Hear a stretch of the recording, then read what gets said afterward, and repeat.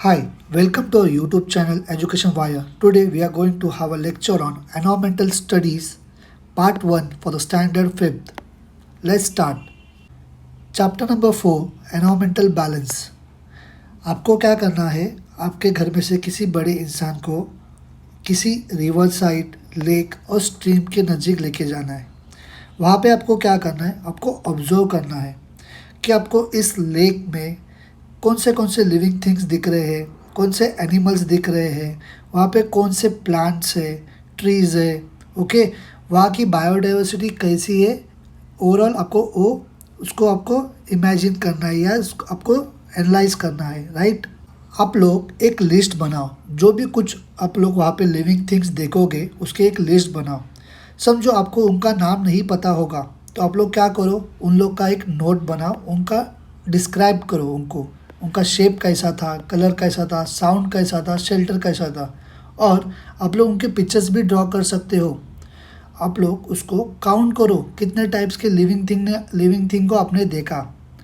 उसी एक्टिविटी को आप अपने घर के नज़दीक या स्कूल गार्डन में और किसी भी ग्राउंड में देख सकते हो और कर सकते हो, राइट।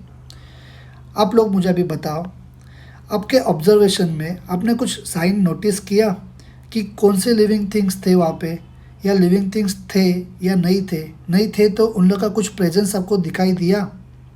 फॉर एग्जांपल्स, आपने समझो किसी ने कुछ खा के डाला होगा, फ्रूट्स या शेल, कुछ किसी के फेदर्स गिरे होंगे, कुछ एनिमल्स के पंजे वहाँ पे होंगे, कुछ डंग बिंग पड़ा होगा, नेस्ट होगा, कुकुन होगा, अंडी होगे, एग्स होगे, मतलब हनी कॉम्स होगे। ऐसा कुछ दिखाई दिया, आपने ऑब्जर्व किया कुछ।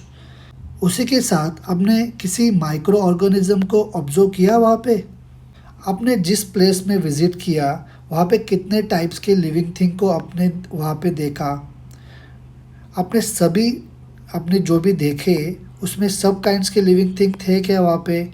Did you see the same living things at various places और द डिफरेंट वन, मतलब आप लोगों ने समझो कहीं लेक के यहाँ पे देखा, स्कूल के यहाँ पे देखा, गार्डन्स में देखा, या आपके आजू बाजू में जो भी देख रहे हो सब में लिविंग थिंग्स सेम थे क्या? नहीं, सब जगह पे अलग अलग भी हो सकते हैं, राइट।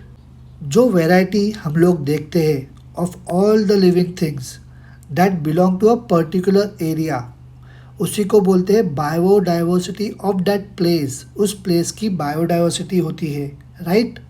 उस बायोडाइवर्सिटी को स्टडी करने के लिए उस जगह की साइंटिस्ट लोगों ने क्या किया है, make a large number of observation. उन्होंने बहुत सारे एरिया के ऑब्जर्वेशंस किए हैं। They make this observation in different conditions, मतलब डिफरेंट कंडीशंस में उन लोग ने ऑब्जर्वेशन किए हैं, कभी दिन में, कभी रात में भी, कभी डिफरेंट सीजन में भी, राइट। उन लोगों ने स्पेशल डिवाइस का भी यूज़ किया है to make the observation of living thing that are found at greater height or at depth as well as of microorganisms. Observation of many scientists, बहुत सारे साइंटिस्ट लोगों का ऑब्जर्वेशन उन्होंने एक साथ किया एंड उसको फिर से स्टडी किया। इतने सारे एफर्ट्स के बाद और a longer period of time, be sure of the biodiversity of a place, okay. Environment, the surroundings and the condition in those surrounding, वो क्या करता है, अफेक्ट करता है on the life of organisms, okay, are together known as their environment. उनका आजू बाजू का जो परिसर होता है, जो सराउंडिंग होता है, वो उनके लाइफ के ऊपर अफेक्ट करता है, किसके, ऑर्गेनिजम्स के ऊपर। उनको ही हम लोग सब मिला के बोलते हैं एनवायरनमेंट। उसमें बहुत सारे कंपोनेंट्स होते हैं such as sunlight, air, water, soil, plants, animals etcetera. उसमें जो living things and non living things जो है वो डिपेंडेंट होते हैं एक दूसरे के ऊपर। उसमें क्या होता है, lot of give and take होता है और इंटरेक्शन होता है बिटवीन देम। एनवायरमेंटल साइंस जो है वो उसी की स्टडी होती है अबाउट दिस इंटरेक्शंस, राइट। अभी आप ये पिक्चर्स देखिए जो आपको यहाँ पे दिखाई दे रहे हैं, ये कौन से है, लिविंग और नॉन लिविंग थिंग्स के हैं।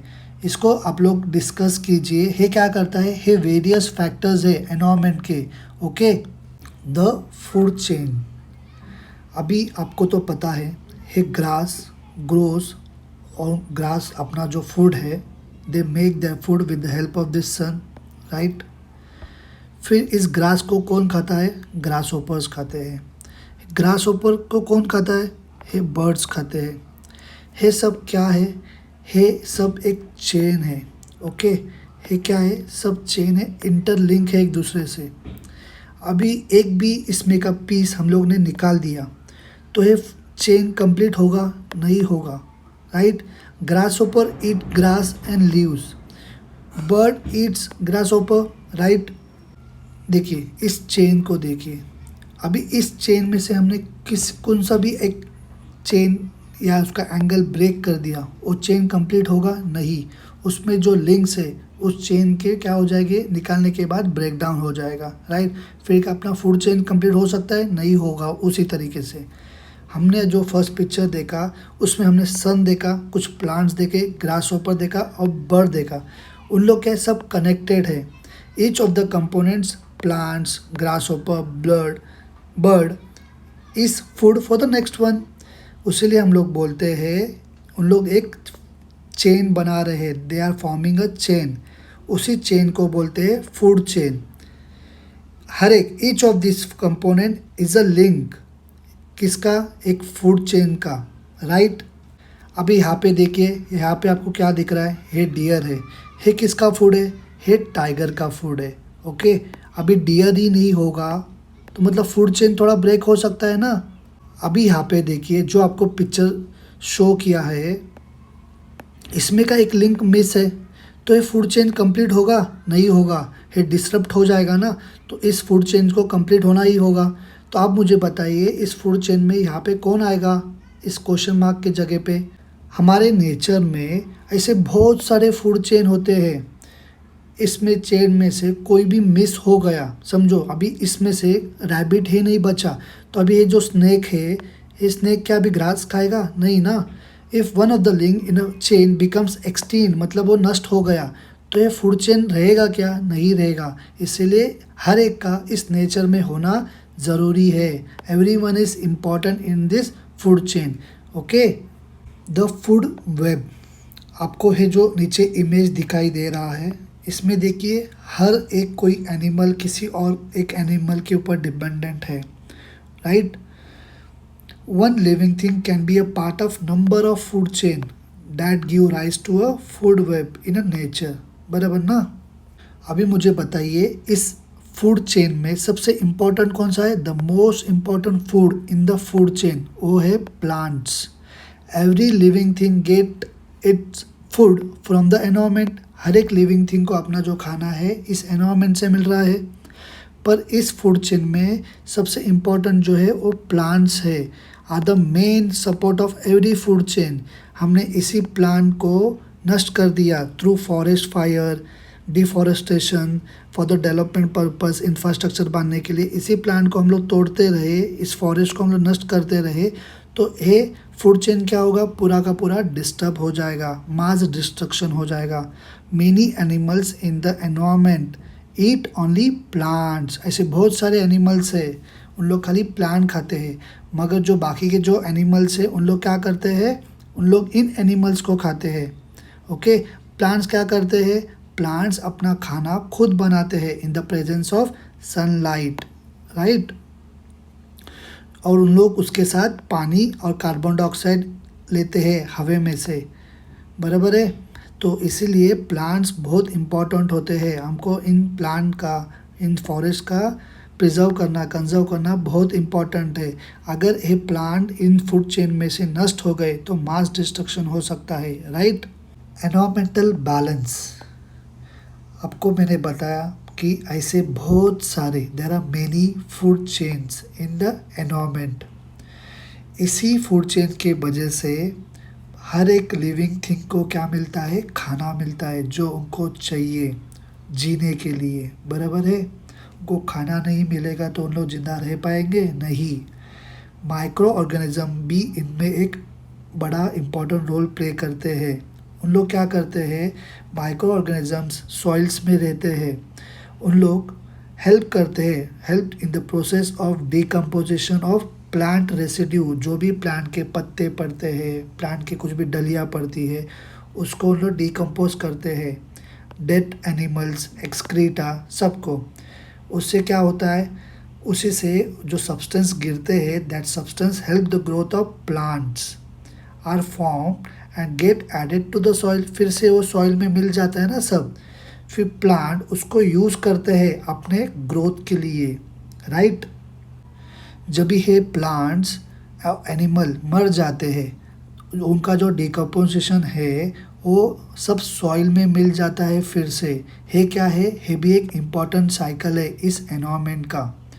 Okay, all the living things, जो लिविंग थिंग है उनको पानी की तो ज़रूरत है। और ये पानी क्यों मिल रहा है हमको, because of the water cycle. जैसे कि हमने पिछले चैप्टर में इस वाटर साइकिल के बारे में पढ़ा, आपको तो पता होगा। लिविंग थिंग, हम लोग जो लिविंग थिंग है उन लोग क्या यूज़ करते हैं, ऑक्सीजन यूज़ करते हैं। क्यों, फॉर ब्रीथिंग। और ऑक्सीजन हमको कहाँ से मिलता है, हवा में से मिलता है। और हम लोग बाहर क्या छोड़ते हैं, कार्बन डाइऑक्साइड गैस छोड़ते हैं। फिर प्लांट उसी कार्बन डाइऑक्साइड को यूज़ करता है फॉर मेकिंग देयर फूड, और उन लोग फिर ऑक्सीजन छोड़ देते हैं इस प्रोसेस में, बराबर है। वो भी क्या है, वो भी एक साइकिल है इस नेचर का। ऐसे ही बहुत सारे साइकिल्स है इस नेचर में।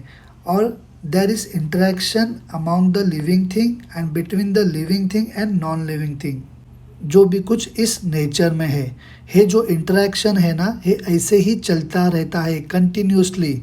इसी से क्या होता है, it helps to maintain the food chain in the environment. ये सब जो साइकिल्स है इसी तरीके से एनवायरनमेंट में चलते रहते हैं अनइंटरप्टेड, मतलब कभी रुकते नहीं। इसी से क्या होता है, एनवायरमेंटल बैलेंस मेंटेन रहता है। नहीं तो ये डिस्टर्ब होगा तो क्या होगा, मास डिस्ट्रक्शन हो जाएगा। हमेशा याद रखना, for the existence of living thing it is important that environmental balance maintain रहना चाहिए। वो बहुत इम्पॉर्टेंट है, राइट। हमने इस चैप्टर में क्या पढ़ा, there are innumerable types of living thing on the earth. There is interaction किन में, between the living and non living things in the environment. हमारे अर्थ के ऊपर different kinds of animals, plants, micro organism है अलग अलग reason में इस अर्थ के ऊपर, राइट। फिर जो वाटर साइकिल है और various other cycles, food chain in nature में, ये क्या करता है, हेल्प करता है to maintain the balance in the environment. उसी बैलेंस को मेंटेन किया जा रहा है फॉर थाउजेंड्स ऑफ ईयर। आप लोग क्या कर रहे हो पता है, आप लोग इस चैनल को लाइक करने में कंजूसी कर रहे हो, तो आप लोग इस चैनल को लाइक करो। इस वीडियो को आपको आपके दोस्तों के साथ शेयर करना है और इस चैनल को सब्सक्राइब करना है, राइट। हम मिलते हैं अगले वीडियो में, बाय।